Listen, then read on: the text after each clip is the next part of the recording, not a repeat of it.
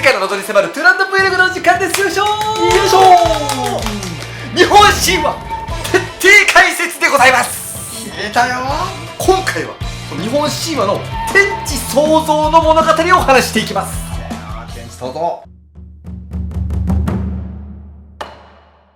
日本神話といえば、日本初の歴史書なわけですよ。天地が生まれて天皇陛下が誕生するまでが一番の肝のストーリーなんですよ。ほ日本神話っていうのはどんどん世代交代していって主人公が変わっていくっていうね、そういうタイプのストーリーなんですよ。あら、ジョジョみたいだね。ジョジョみたいな。ジョジョいろんな神話ある中でもトップクラスにいろんな神様が出てくる。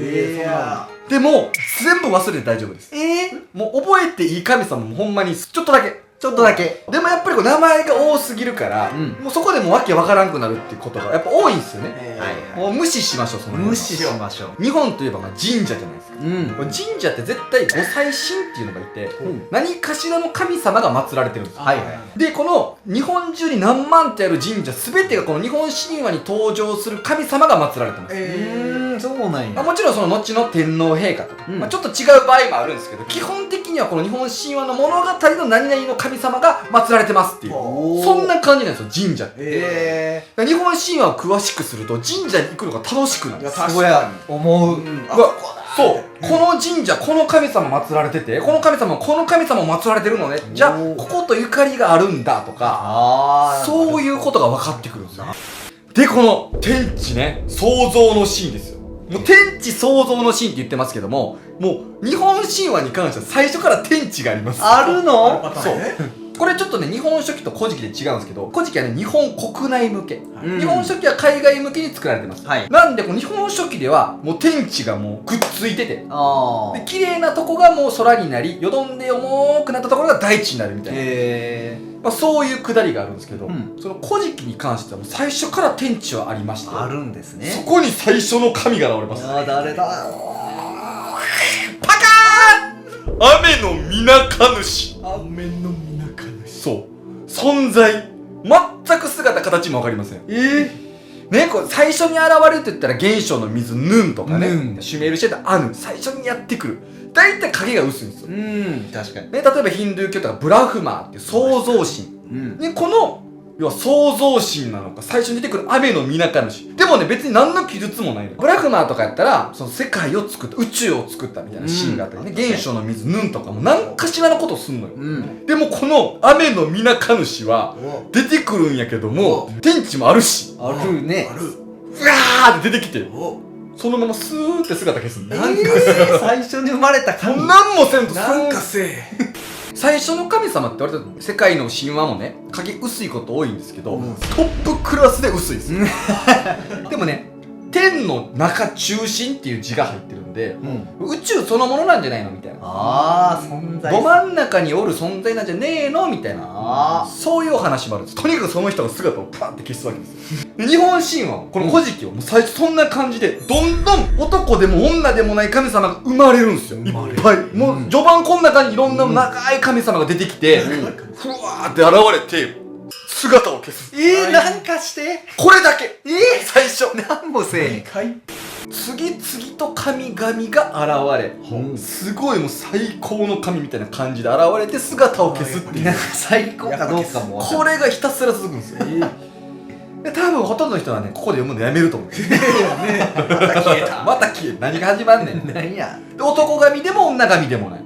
どっちの存在でもないよ。両方の性質を持ってるよ、みたいな。持ってるよ、言うて。っていう感じが続いた後に、やっと女神と女神、男の姿した神様と、女性の姿した神様が生まれるんですよ。やっと。で、話の展開こっからやっと進むんかなと思ったら、そっからまた別の女神が生まれ、また別の女神が生まれっていう、何をするわけでもね、くだりがまだ続くんですよ。まだ何もせえへんの？で、その最終地点に、その最後の方に生まれたのが、かの有名なイザナギ。ね、男の神様とイザナミっていう女の神様が生まれるわけですよ。やっとここで知ってそうなくだりに入るわけですよ。日本神話のルールとして、天の神様は天津神っていう存在。天の神々がね。で、高間ヶ原っていう場所に住んでるんだよ。天みたいなとこね。天みたいなとこ。そう、天の神様が今生まれたお話、ここまでが。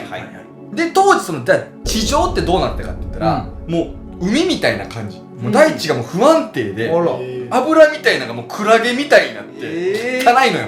うわただ漂ってるだけみたいな、そんな感じやん。よどみがね。よどみしかない。でこの天の神々天津神がこのイザナギとイザナミにこの大地をなんか整えてくれと、お願いをするんですよ。君らちょっとやってくれへんか。いや、でもこんな状態どうすればいいんですかみたいなこと言って、この道具を使ってくれと。で矛みたいなもの、雨のぬぼこ、ぬぼこで、このぬぼこでこういい感じにしてくれと。はいって言って雨のぬぼこをもらうねんけど、じゃあどうやってこれ地上に降りたらいいんすかっつったら、交通手段あるから。あんの？この交通手段が虹やったよ。この虹の橋あるからそこに。あら、これで地上に行ってと。でイザナギとイザナミは虹を歩いて地上に歩く。しかしね、橋っつっても地上はまだ不安定で、海のような状態やから降りる場所がなかった。そうだね。でこの雨のぬぼこをズワーって海水にこう突っ込んだわけ。イザナギが「えい!」って言って「足場作らんと」って混ぜるわけよ。すごい。この時の音がコーロコーロ、ジャブジャブとか混ぜ混ぜコーロコーロと混ぜるわけですよ。でザバーンってこう引くと、その先っちょから滴るよね、海水とか塩がポタポタポタって、これが固まって島になった。あら、これをおのころ島って言って、これ今淡路島にあるってこと。あら、おのずと固まる島、おのころ島って。でよっしゃ足場できたぜって言ってイザナギとイザナミがこうやって降りてくんだよ。こういうシーンから始まるんですよね。おのころ島に降り立ったこのイザナギとイザナミはまず建物から作ります。建物から。そう、もうまずね、天の神様と交信っていうか会話できへんから、この雨の御柱っていう柱みたいなの作って、これで交信しててん。天津神たちとね、要はテレパシーみたいな、要はでっかいスマホみたいなの作ったの。これがあったらこうピピピピって押して「あと島たどり着きました」オッケーオッケーみたいな、頑張ってよみたいなことをやる柱を作った。あら、やり取りできるんですね。でその後で神殿を作ったの。2人がちょっと寝たりする場所なんかな、まあ家みたいなね。雨の御柱と神殿を作って「お疲れ様でした」ってイザナギとイザナミがねこうフーってなったわけよ。でそこでやっと気づいたことがある。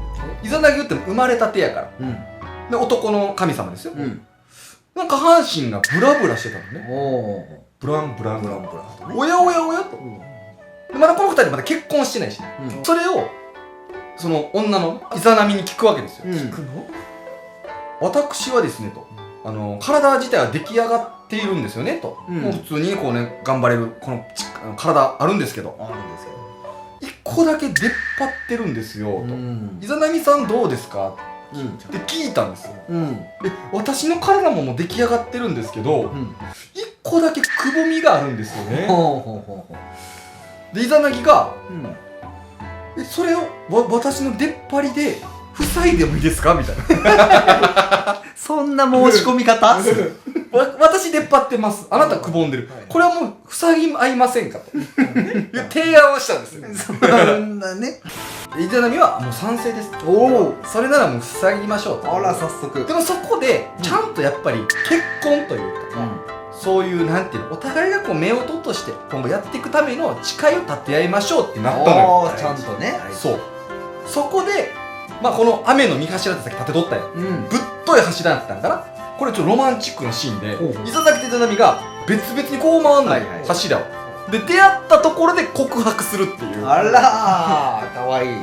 行きますねドンってよいドンって始まってパーッと歩いていって「はあイザナミから言う、なんと素晴らしい男性でしょうか」あらでイザナギ「おやおやおやなんと素晴らしい女性だろうか」って告白し合ってまぐわうっていう。まぐわう。これなかなかなかったやん。他の神話やったら、結構そのシーンってなんかダイレクトにバーンって始まるみたいな、なんかね、雑な感じでね。このなんやろ奥ゆかしさ、初めましてみたいなテンション一回戻りね、食パン加えた女子高生がバーって走ってて急いで「遅刻遅刻」って言ってバーンってぶつかって「ああ」みたいな「一体何すんだよ」みたいになって、その日の転校生紹介しますって言ったらその男子の子が来て「あああの時時のみたいな。あもうこれがこの始まりよ。ドラマよ。イザナギとイザナミからこの流れ。日本のこの王道展開は、イザナギとイザナミのここから始まってると言っても過言ではない。確かに過言だな。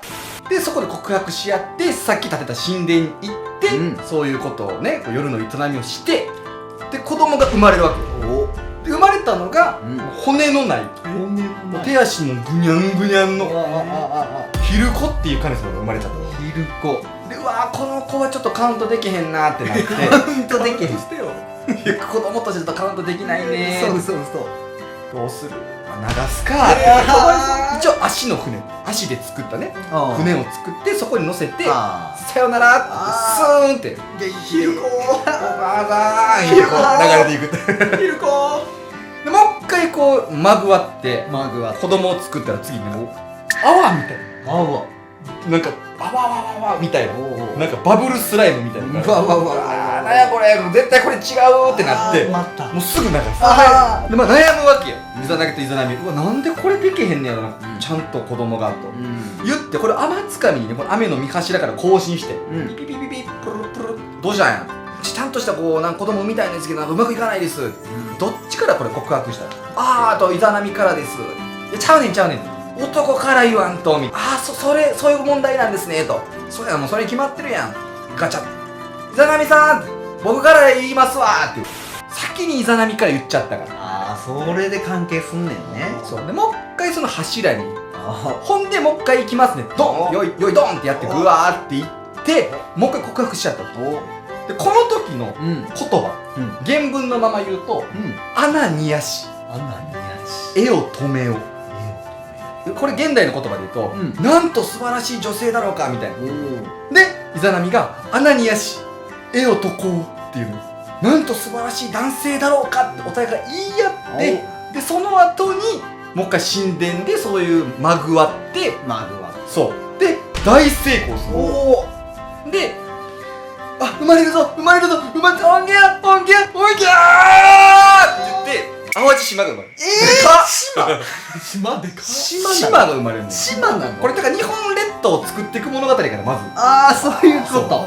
だからさっき淡路島のその近くに小野ころ島があるっていうのは、ここからうわーって踏んで淡路島ができた。そういう世界観。そういうことなんです。で、そのまま次々と立派なね島を生んでいくわけで、四国を生んだりと日本をどんどんこうやって作り上げていく。これを島海っていうんですよね。島海。天地創造のシーンから、その島イザナミに任務を任せられて、この島を生んでいく、日本を作っていくっていう、こういうシーンなんですけどね。まずなんでイザナミの方から告白したらうまくいかんかったんやと。これなんとなくね、なんかこの諸説で言ったら、男がそこは言うもんでしょみたいな、そういう話で片付けられがちなんですけど、そういうことじゃないの。だって、それこそ男尊女卑の考えだとか、なんかいろんな諸説あるんですけど、後々にね、この日本神話の中で一番最高神になるのって女性の神様、アマテラスっていう女性の神様。だから男尊女卑とかそういう話であるわけがないの。古史古伝っていう、昔その古事以外の歴史書は全部嘘とされてんねんけど、仙台九時本紀っていう物部氏とか聖徳太子が関わってるって言われてる本があるんだ。ここのくだりでは陰陽のルールがうまくはまらんかったからできなかったって書かれてるの。でこれどういうことやって話なんですけど、陰陽っていうのはこうね、勾玉みたいなマーカーでしょ、こういうね。全てのものをまず1回2つに分けてみようっていう、そういう、ざっくりとそういう考え方なんですよ。例えば男やったら陽だよね、女の人やったら陰だよね。これも理由があって、よく動くとか実体のないものとかは要はその陽に当てはめよう。でなんかこう現実的とか、なんていうか、その温度やったら高いのが陽で低いのは陰だよね、そういうのをこうやっていくわけよ。エネルギー的なものはもう陽に入って、固体とか塊みたいなのは陰に入る。今まで陰ってあんまりいいイメージないけど、どっちも超大事っていう、この2つがあって世界が成り立ってるよっていう世界観やから、全部こう分けていくわけです。ってなると男性っていうものは陽に入るし、女性っていうものは陰に分類されると。でこれが何を意味するかって言ったら、何もない状態やから、まずもう好き勝手描いてみてよ、みたいな陽の力というか、まず描く。まず今やってみるっていう、まあこれ男性的というかね、はい陽っぽいエネルギーなんやけど、うん固めていくっていう力じゃなくて、まず想像しようみたいな、うんイマジネーション大事ですよねみたいな、そういう陰陽の考え方が関係してるんじゃないかって言われてる。ああ確かに。そうだからその物事が固まってきた段階で女性が収めてるっていうのもある種そういう陰陽の考えというか、あ広がりきってからはもうアマテラスさん、女性のその感覚が大事なんでお願いしますっていう、んどっちも大事ですよみたいな、ねまあ、仙台くじ本気のこの陰陽のルールっていうところをね紐解いていくとね、うんそこが関係してくるんじゃないかな確かに。ね、まあ、一説ですけどもね。そしてここからですよ。おさらっとさっき行きましたけどね、イザナギとイザナミが出会ってて、アナニヤシエオとコウっていうね、うんああなんと素晴らしい男性でしょうかって言ってて、うんまあエオとコウとか、うんエオ止めようっていうのなんかわかるよ、うんええ乙女やな、うんええ男やなみたいな。あでもアナニヤシっていうのが実はよく分かってないの。うんでなんと素晴らしいっていう意味に一応解釈はされてんねんけど、ん日本語でこんなんないねん。うん実はここでね、ユダヤ人おろヘブライ語がちょっと出てくるんですけど、ああ出た。実はこのアナニヤシっていう言葉をんヘブライ語に変えると、んアニヤシ、アナニヤシ、アニヤシって言葉があるの。うんこのアニヤシっていう言葉が私は結婚しますっていう。おろだから私は結婚しますあなたとっていういい男とみたいな、ああそういう意味でつながるんですよ。あらそこにつながるんですね。そう、そして最初の雨の御頭を回ってぐるっと、うんユダヤのその結婚婚礼の儀礼で、うん花嫁の周りをぐるって回ったりとか、おー柱を作ってそこを回ったりとか、あら柱を起点としてこう婚礼の儀式を行うみたいなのがユダヤの婚礼の儀式に残ってるんですよ。残ってる。神話ですっ飛ばされそうな出来事も、実は各国の状況とかね言葉を当てはめてみると謎が解けたりする。うわーしかもユダヤの方そう、ねそして陰陽のルールを当てはめると謎のシーンが解き明かされるっていう、おえこんな感じで進めていきます。あー面白いじゃないですか。よかった急にでかい声出した。ありがとうございます。ということでこんな感じでどんどん進めていきたいと思います。はい、で今回この辺で